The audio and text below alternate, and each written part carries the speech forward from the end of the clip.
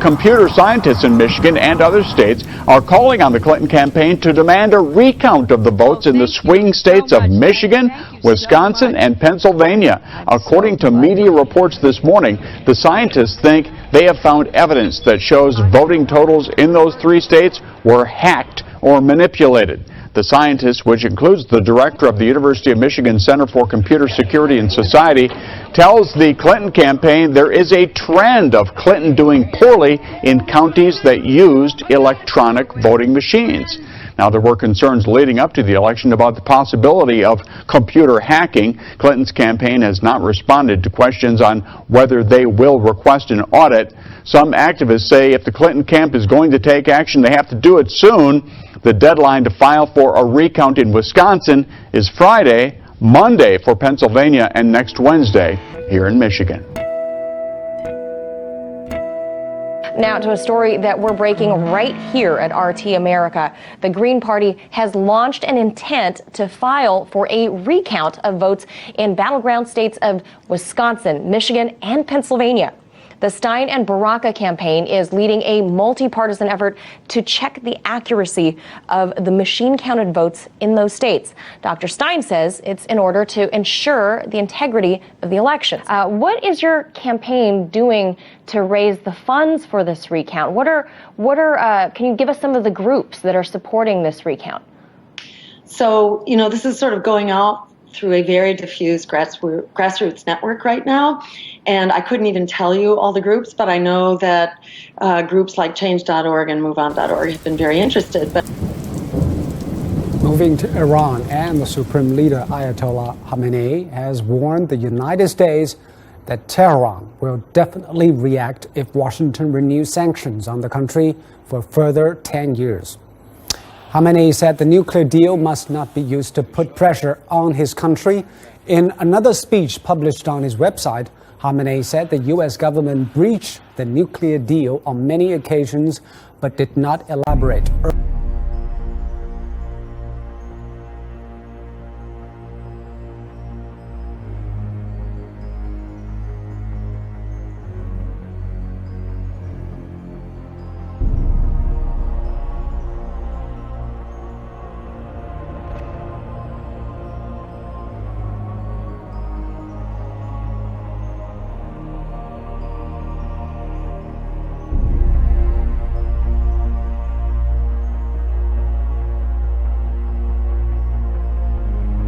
Deputy Commander of Iran's Revolutionary Guards is calling for the annihilation of Israel and says that the country has over 100,000 missiles ready in Lebanon to destroy the Jewish state.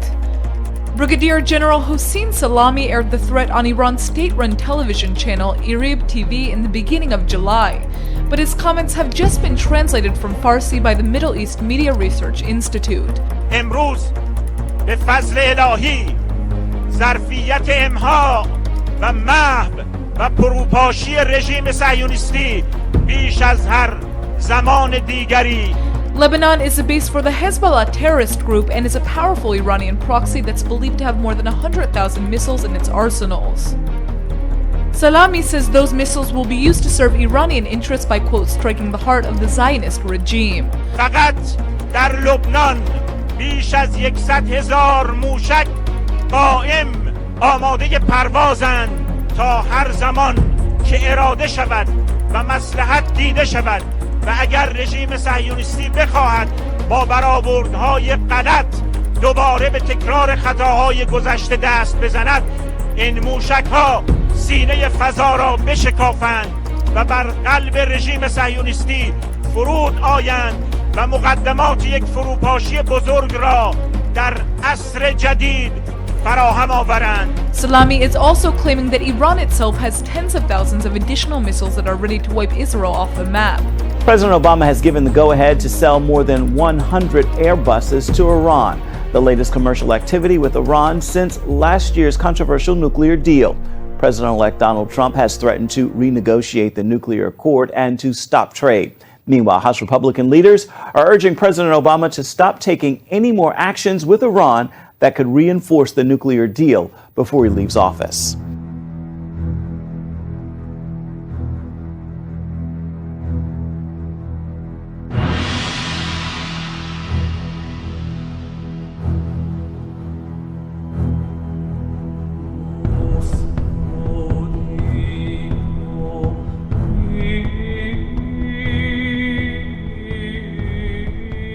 Begin tonight with the European Parliament's push to combat what it calls a propaganda war by Russia.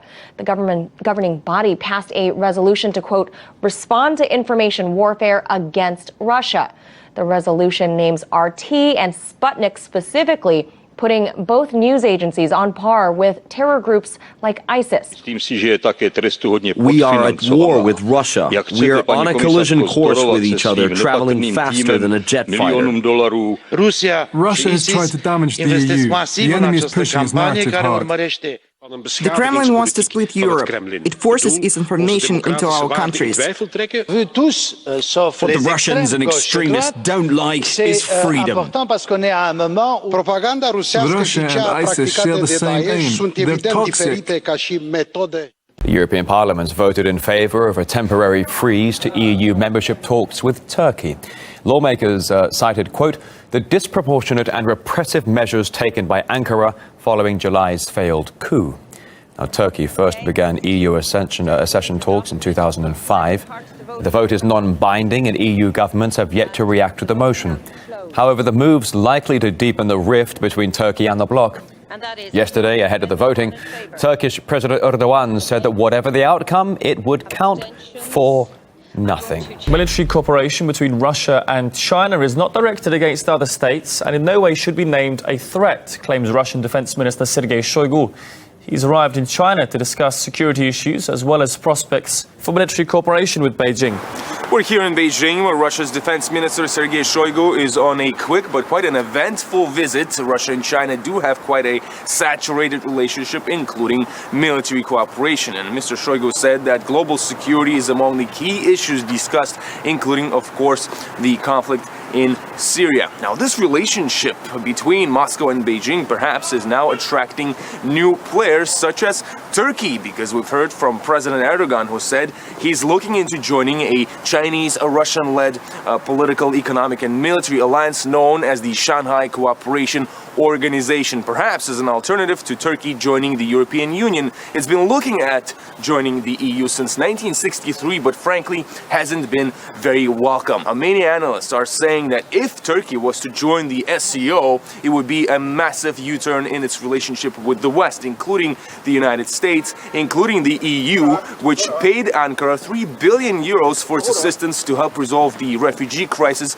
and of course in its relationship with NATO. It seems many Western powers are closely watching Ankara's moves right now, because for them, losing that partner will not only mean losing the second largest military NATO power, but also one of the most important players in the region. The U.S. military presence in the Asia-Pacific is growing, according to a report released by China's National Institute for South China Sea Studies. The trend is not going to change anytime soon. The report shows that since the Obama administration took office in 2009, the U.S. military has been shifting its focus and giving priority to the region. By 2015, the U.S. had 368,000 military personnel there. That's more than half of total U.S. troops overseas. 97,000 are stationed to the west of the international date line. The U.S. Department of Defense released a proposed budget request for $583 billion next year, almost the same as this year. The activities of the U.S. military have also been increasing and upgrading. The report says this literally makes China the #1 target for U.S. close reconnaissance in terms of frequency, scope and means. Now, Pakistan's Air Force chief has warned India that worsening tension over the disputed Kashmir region could escalate into a full-scale war. Marshal Sohail Aman urged India to show restraint and added that Pakistani troops know how to deal with New Delhi if it intensifies the conflict. The warning comes as tensions are soaring between Islamabad and New Delhi over Kashmir after a day of violent exchanges. 12 civilians as well as 3 soldiers were reportedly killed by Indian fire on Wednesday, the deadliest incident in weeks of border clashes. In the meantime, guns along the line of control seem far from falling silent anytime soon. From Iraq, a horrific suicide bombing near Baghdad, killing scores of Shiite Muslims on a religious pilgrimage. It comes as ISIS is losing ground in the battle for Mosul in northern Iraq, and there's fear that loss could propel the terror group to lash out elsewhere around the globe. The massive blast from a suicide truck bomb just south of the capital, Baghdad, leaving a charred and smoldering scene and at least 60 people dead. Many of those killed in the attack, which was quickly claimed by ISIS, were religious pilgrims from Iran in Iraq for a religious holiday, which had been seen as a potential ISIS target. ISIS has been under assault in Mosul, their last foothold in Iraq. As their so-called caliphate crumbles, they've lashed out to distract and weaken the U.S.-backed efforts to root them out. There is serious concern that as ISIS loses ground in Iraq and Syria, that they and their followers will respond with attacks in the U.S., Europe, and elsewhere as revenge and as a way to keep their twisted ideology alive. Two very different locations. French intelligence agency headquarters in a Paris suburb and Disneyland, some 30 kilometers to the east of the capital. Both were targets the terror suspects taken into custody on Sunday appear to have been eyeing. When questioning suspects in Strasbourg, investigators seized a computer belonging to one of them and managed to access it. This was when they realized several searches had been made into high-risk sites. Apart from the intelligence agency headquarters and Disneyland, Paris's historic judicial police headquarters on the banks of the Seine, the Champs-Élysées, several metro stops, and places of worship were also searched on Google Maps. As the investigation continues, authorities are convinced they've dismantled a terror cell which had been preparing to carry out several simultaneous attacks in the style of the November 13th atrocities last year. Bulgarian riot police deployed water cannon near hundreds of migrants who broke through a barrier in the country's largest refugee camp. They're angry about a decision by the local authority to put the camp in the southern town of Harmanli under quarantine after reports of a possible outbreak of skin disease. In 2000, biologists studying the only timber rattlesnakes in the state of New Hampshire recorded something alarming: a population crash. The already rare animals, numbering about 40 in total, began dying in unusually large numbers. No more than 20 rattlesnakes survived, and the population remained at that new super low level 5 years later. Many of the snakes showed signs of a severe skin infection on their heads and bodies just before they died. It was an early sign of a deadly fungal disease that is now sweeping through the snakes of eastern North America. Today, at least 30 species are affected. Snake fungal disease has been documented in more than 16 U.S. states and in parts of Canada. How worried should we be? This might be the biggest challenge the snake biologists face. Finding a way to make the public care about the plight of snakes could be a necessary first step in the fight against snake fungal disease.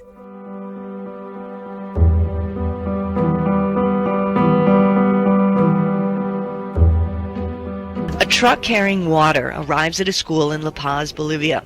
A hard-hitting drought, the country's worst in 25 years, is affecting large portions of the country. Bolivia's Ministry of Education has called for schools like this one to close early to help prevent infection from spreading. Little more than 2 weeks after Italian scientists warned climate change had put much of the country at risk of flooding, parts of the northwest have been inundated by heavy rain.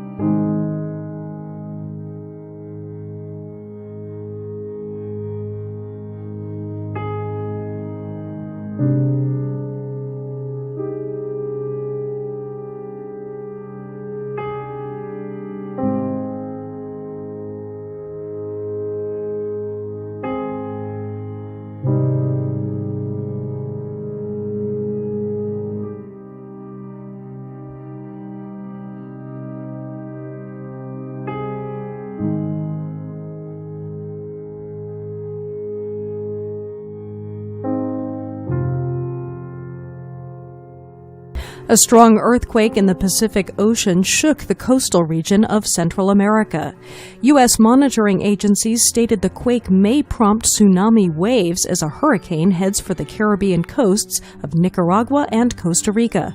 The earthquake, that measured at a magnitude of 7.0, occurred over 6 miles below the seabed, which could amplify its effect. According to the U.S. Geological Survey, the epicenter was located about 90 miles from Puerto Triunfo in El Salvador. Nicaragua's president has already declared a state of emergency due to Hurricane Otto, which reached land as a Category 2 storm. Fueled by tinder-dry forests and high winds, wildfires tore through thousands of hectares of open country in northern Peru. Local farmers and residents said there was little time to save belongings, as firemen did what they could. As you can see, it is not easy to deal with fire. It is our worst enemy. Farm and pasture lands were no match against the fire. Firefighters, local volunteers and park guards battled the flames, often without enough water. Peru declared a state of emergency in parts of the country.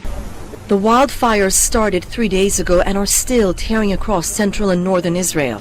Tens of thousands of Haifa residents have fled, walls of flame raging through central neighborhoods of Israel's third largest city.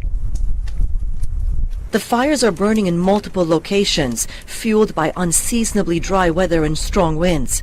Prime Minister Benjamin Netanyahu and other officials suggested the fires may be arson, with Netanyahu saying any fire caused by arson would be considered terrorism. Hundreds of homes have been damaged, but no deaths or serious injuries were reported. Still, parts of Israel haven't seen any rain for months, and forecasters warn tinder-dry conditions are still ahead.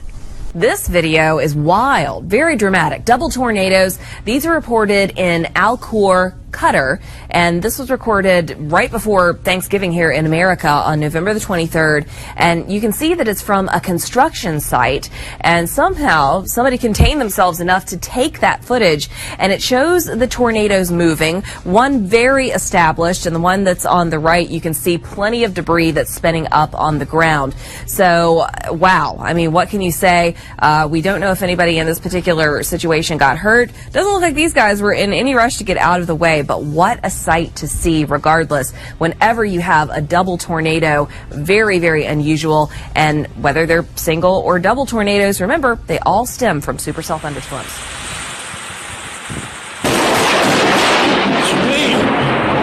Christ! Mighty! I got it, Sam. I got it on. Something happened, eh?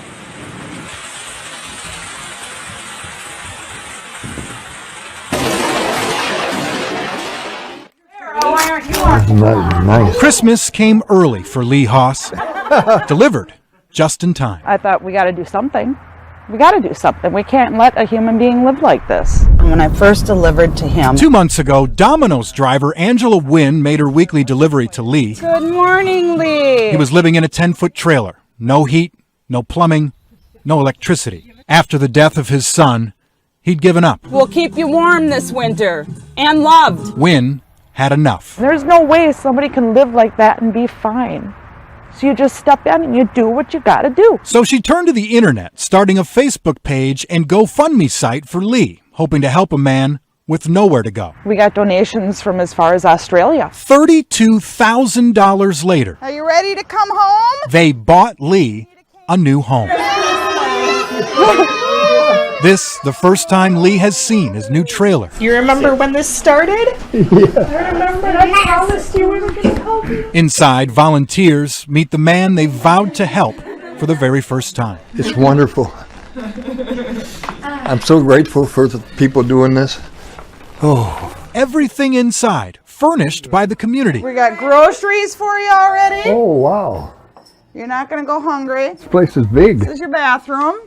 Fully stocked as well. That's a beauty. A new bedroom, big enough to fit his old trailer. It's for every single one of us enjoyed doing this. This ain't all for Lee. We all benefited. Above the bed, a reminder of what matters. And I love them. I'm very grateful. Oh, thank you. Yeah, we love you.